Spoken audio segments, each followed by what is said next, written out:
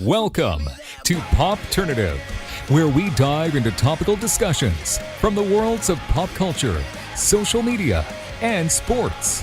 Here is your host, Peter Remoliotis, aka PD Beats.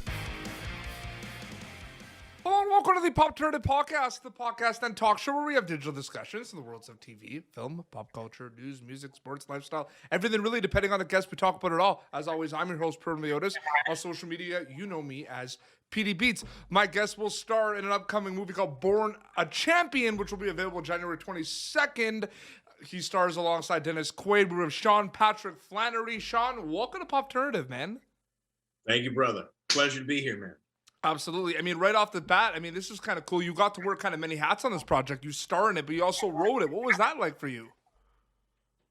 It was a dream come true, really. The intersection of two passion trains, certainly, acting and writing has been a big part of my life since forever.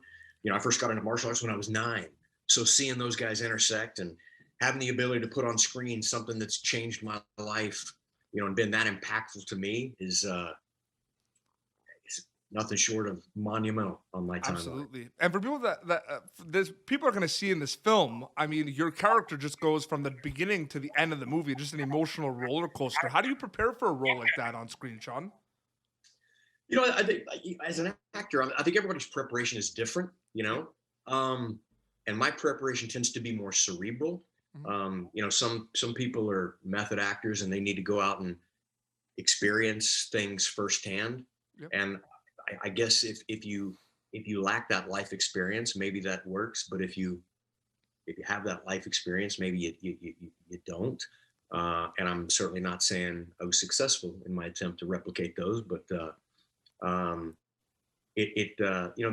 story's close to my heart, so it wasn't a far reach for me to pull these things out.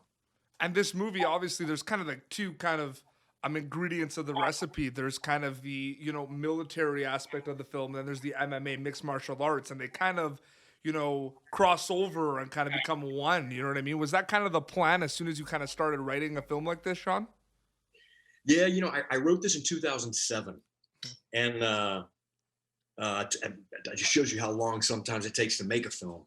Absolutely. So I moved in 2007. We ended up shooting in 2019, but the film stayed pretty true, to my original pen in 2007, and I'm very grateful for that. But it started out as a documentary style, and what we shot ended up a documentary style, incorporating all of those elements.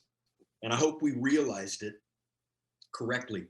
I hope the audience receives it as we intend to deliver it. Absolutely. There aren't like that many films and TV shows about mixed martial arts and MMA. There aren't that many. They're around, you know what I mean? But when they come out, they hit really hard and they're very popular.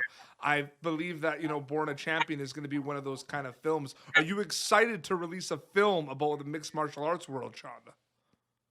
Brother, that's the understatement of the year. It's I don't have a history of writing a ton of films, so really this is the first film that I've written that's seen the light of day. And it's important to me. It encompasses more things that have changed my life for the better than any film I've done prior. There's a bigger part of my soul in this film than anything I've ever done prior. There's more elements that I want to leave behind for my kids than in any film I've done prior. So to say this is important, understatement of the year, man. And the fact that it's something that I do every single day of my life is I don't imagine experiencing this, a handful of times. These are like once in a lifetime opportunities. You write about what you know. You write about what you love. I feel like that's kind of the name of the game with this film with you as well. That's an important aspect of it as well. You have to write what you know and what you love. Well, that's certainly where I come from. Yeah. I'm not a science fiction writer. I write exactly, close to the bone. And that's what I feel comfortable. The story I feel comfortable telling. I feel comfortable telling things that I know intimately, and this is certainly one of those. It's a lifestyle that I live. You know, like for example, I'm teaching a kids class at 5 o'clock today, and adults class at 6:30 today. So I'll be on the mat later on today. I think you can see I got a little mouse on my cheek right now. It's a huge part of my life. So having an opportunity to tell a version of this story, man. Absolutely. And aside from your mixed martial arts background, I mean, you have been an actor for many years right now. And of course, a lot of people know you from a lot of projects. One project, one of my favorite movies of all time, of course, the Boondock Saints. I mean, come on. I mean, that was a huge part of your life and everything. You guys, it was so popular and people demanded it. You guys made a second freaking movie as well. When did you kind of notice that there was something special with that project? When you made it late, like early on? Like, I mean, do you even know when a movie is going to have such a cult following or become a hit? Like, that movie just kind of like is etched in stone, man. And you're part of that. Now, you don't know this, brother. I mean, people ask us all the time. They're like, so did you know you were making a cult hit? Man, you don't know that. You don't know the recipe. If you knew the recipe, you could do it all day long. You can't. I remember one time Regis called me and he's like, dude, I'm on the Venice Boardwalk. I'm like, okay, cool. You want me to come out? He's like, no, I just wanted to let you know, I just saw a dude with you and with our faces on his t-shirt. I was like, what? From what? Even though I knew we'd only done one film together, I thought, because he was my buddy, I thought maybe somebody took a picture of us and put us, he's like, fuck it, from Boondock Saints. I'm like, bullshit. Because when the movie came out, nobody saw it. And this was like 2 years later. He was like, no, I swear to God, man. Then like a week later, he's like, dude, I'm in Blockbuster. There's a whole row of our videos. I'm like, which Blockbuster? He's like, Fairfax and Sunset. I'm like, dude, I'm gonna come up there. I went up there, sure, there was a row. Man, I went a week later, I called him. I'm like, dude, there's not a row, there's a whole section. Then a week after that, he called me, he's like, there's not a section, there's a whole fucking wall. I mean, it happened organically. It was so bizarre, but it was a shock to he and I as well. But it's one of those movies when you ask people, like, name your top 5 favorite movies, name your top 10 movies. I mean, Boondock Saints is gonna kind of show up a lot in those lists, man. It's crazy. Man, it's one of ours as well. Yeah. I mean, a huge part of my career. It's certainly opened up every door that's open to me today. Absolutely. It's what me and Regis were best known for, and at least until he got Walking Dead. It was, to say it's a milestone is an understatement. It's it's a big part of our life and a big chunk of love in the industry. Absolutely. I have more Born a Champion questions, but very quickly before that, I just want to say one thing I've kind of noticed. I'm a big horror movie fan, Sean. I mean, you have dabbled in the horror movie genre. You are part of the Saw franchise. I was just curious to see if you've kind of noticed this immense kind of boom of the horror movie industry in the last 5 years. Like, there's some good stuff coming out of that genre. Less specifically, I've seen that there's a lot of good material coming out everywhere. Yeah. And I think that's this interesting phenomenon of like the way the industry is changing. Yeah. It's, with Netflix and Hulu and Amazon, there's some mind-blowing shows out there that nobody watches. I mean, there's some things that you can find people that haven't even heard of that are like, how does nobody, and then they're letting them continue until they organically build a base, which in, conventional network TV, for example, those shows would be canceled 3 weeks in. If they don't get immediate numbers, they're canceled.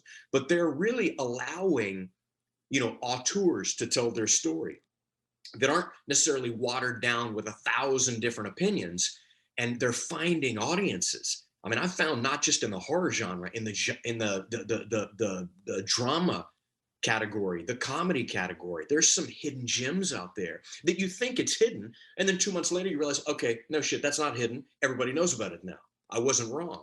So I think the industry is changing, and I think there's a lot of good that's coming out of it, man. Oh, absolutely. I know. I love that. No, I had to ask you just because also from the Saw final chapter, like you gotta ask that question. You know what I mean about the horror genre. Man. Yeah, absolutely. So, Born a Champion, I mean, one thing I've kind of noticed when I was kind of watching the film as well is, Dennis Quaid, we all know Dennis Quaid, unbelievable actor. The chemistry, or more kind of the dialogue between his character and your character in this movie just kind of like gives you the chills a little bit. There's a lot of intensity. Have you, talk a little bit about kind of working with Dennis Quaid in this project? Yeah, dream come true is a phrase a lot of people throw out there, but it couldn't be more accurate in this. You know, I mean, Dennis Quaid's an industry icon. Yeah. You know, when he agreed to do this, I was shit, man. I was over the moon. You know, and dude knocked it out of the park. I mean, to hear him say my words is kind of, you know, even me listening to myself say that right now seems kind of nonsensical. He's Dennis Quaid, man, and he lived up to the story, man. That dude is solid on set, off set. He's everything you imagine. And you know, it's sometimes people have this element where they kind of light up the screen, but then you meet him in person, you're like, wow, it's crazy that they do that to the screen because they don't do it in person. Yep. Quaid does it in a closet, man.